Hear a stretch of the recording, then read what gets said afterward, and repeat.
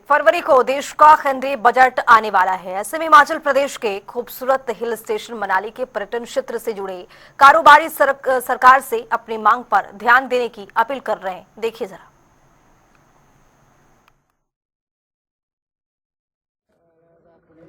1 फरवरी को देश का केंद्रीय बजट आने वाला है। ऐसे में हिमाचल प्रदेश के खूबसूरत हिल स्टेशन मनाली के पर्यटन क्षेत्र से जुड़े कारोबारी सरकार से अपनी मांगों पर ध्यान देने की अपील कर रहे हैं। मनाली में कनेक्टिविटी एक बड़ी चिंता बनी हुई है। ऐसे में लोग सड़क नेटवर्क, रेल कनेक्टिविटी के साथ साथ राज्य में एक अंतर्राष्ट्रीय हवाई अड्डे की भी मांग कर रहे हैं।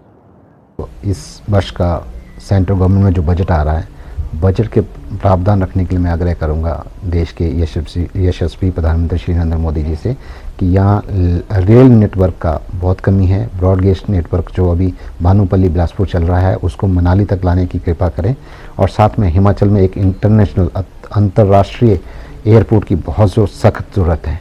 जिस हिसाब से हमारे पास पर्यटन की अपार संभावनाएं हैं, उसके लिए सबसे बेस्ट और जल्दी जो कर सकते हैं हम वो एयर नेटवर्क को बढ़ा सकते हैं। देखिए, बजट तो वैसे हर साल आता है, लेकिन हर साल हम उम्मीदें भी हमारी जागती हैं कि भी कुछ ना कुछ अच्छा होगा। तो हमारा सेक्टर जैसे टूरिज्म है, तो टूरिज्म से रिलेटेड चीज़ों को हम लोग उम्मीद करते हैं। हमारे तो सिर्फ इंफ्रास्ट्रक्चर के ऊपर होता है, मेन जो डेस्टिनेशन है हमारे, वहाँ सब कुछ सही चीज़ होना चाहिए, सड़कें हो, और जो एयर रूट हमारा जो कुल्लू का सबसे महंगा है आज की तारीख में, वो थोड़ा ठीक किया जाए। और जो एयरपोर्ट्स विस्तार हो रहे हैं तो यहाँ भी होना चाहिए। रेलवे लाइन की बात बहुत टाइम से सुन रहे हैं, उसके लिए भी कुछ बजट होना चाहिए। कई लोगों का मानना है कि शीतकालीन खेल पर्यटन को बढ़ावा देने से यहाँ की स्थानीय अर्थव्यवस्था मजबूत होगी। साथ ही लोगों ने समय पर सड़कों से अवरोध हटाने की अपील भी की ताकि कनेक्टिविटी बनी रहे और पर्यटकों को आने में कोई दिक्कत ना हो। विंटर्स प्रोजेक्ट बहुत बड़ी बिग इंडस्ट्री है हिमाचल प्रदेश के लिए टूरिज्म पॉइंट ऑफ व्यू से, और देखो लाखों करोड़ों भ्रमण करते हैं हिमाचल प्रदेश और इवन मनाली, हर जगह लोग आते हैं देखने के लिए। मैं समझता हूँ कि इसके लिए स्पेशल पैकेज होना चाहिए, जैसे विंटर स्पोर्ट्स के लिए और टूरिज्म के लिए। जैसे रहा यहाँ पर हम लोग विंटर्स में काफ़ी जब बर्फ पड़ता है यहाँ पर रोड क्लीनेस वगैरह काफ़ी लेट होता है।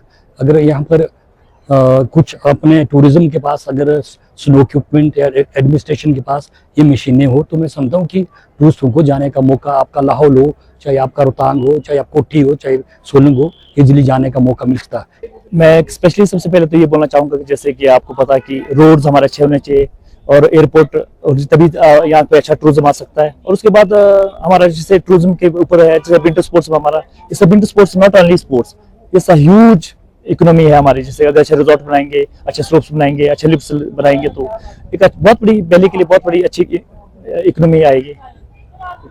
मैं गवर्नमेंट से यही चाहता हूं कि अगर हमारे खासकर इसके लिए विंटर स्पोर्ट्स और बर्फ के लिए चाहे जो भी है, रोपवे है, उसमें अपने आप टूरिज्म हमारा डेवलप होगा और अच्छा इकोनॉमी आएगी।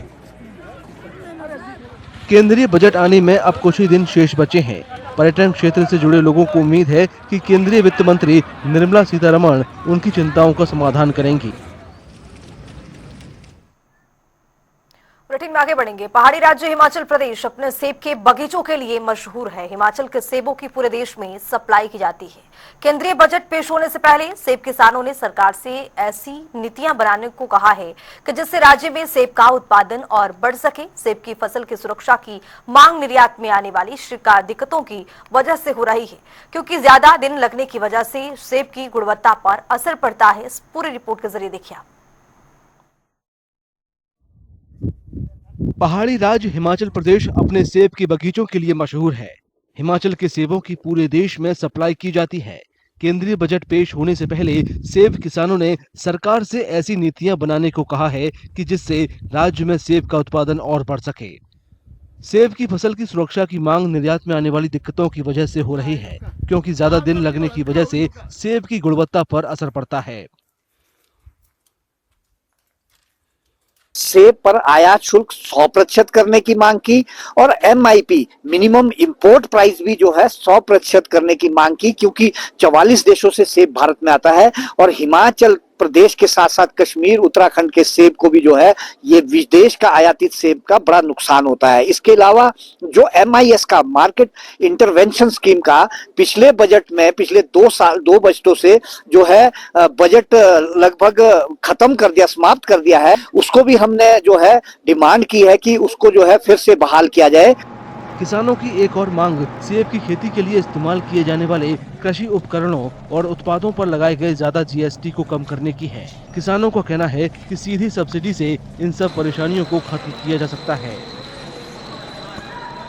बड़ी बात जो हमने आग्रह किया है वो बार बार हम करते आए हैं GST की एग्जम्प्ट करने की, कि जितने भी कृषि उपकरण है, खादें है, बीज है, कीटनाशक है, चाहे फंजीसाइड्स है, चाहे हमारे पैकेजिंग मटेरियल पे बॉक्सेस है, एप्पल बॉक्सेस आते हैं, उस पे जो है पूरी तरह से GST को जो है एग्जम्प्ट किया जाए। चाहे वो पॉली हाउसेस है, हमारी नेट्स है, जालियां जो एंटी हेल नेट्स है, सब पे जो है GST पूरी तरह एग्जम्प्ट कर देना चाहिए सरकार को, जिससे कि हम किसानों बागवानों को सीधा फायदा होगा। सेंटर के बजट से यही उम्मीद है कि जितने भी हमारे फार्मिंग में जो भी हमारे को यूज होती है, उपकरण जो भी होते हैं, वो उसकी सब्सिडी डायरेक्ट मिले और जल्द से जल्द मिले। 3-3, 4-4 सालों से हमें सब्सिडियां नहीं मिल रही है और जितनी भी खादों पे है वो भी रेट बढ़े हैं, तो हम उम्मीद करेंगे कि उस पे भी सब्सिडी गवर्नमेंट बढ़ाए ताकि हमें कम से कम सस्ते से सस्ते दामों पे खादें मिले और अच्छी तरह से हम बागवानी कर सके।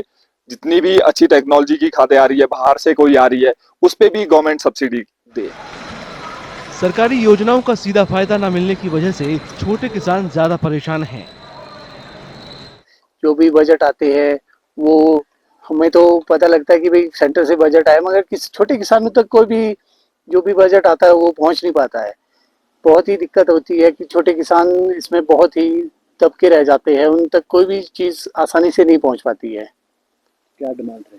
तो डिमांड यही रहेगी, जो भी अगर सरकार किसानों के लिए जो भी बजट पेश करती है वो डायरेक्ट किसानों तक पहुंचे।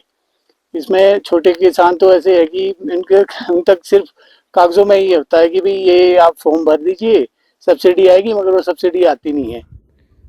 सेब किसान हिमाचल प्रदेश की अर्थव्यवस्था में महत्वपूर्ण योगदान निभाते हैं।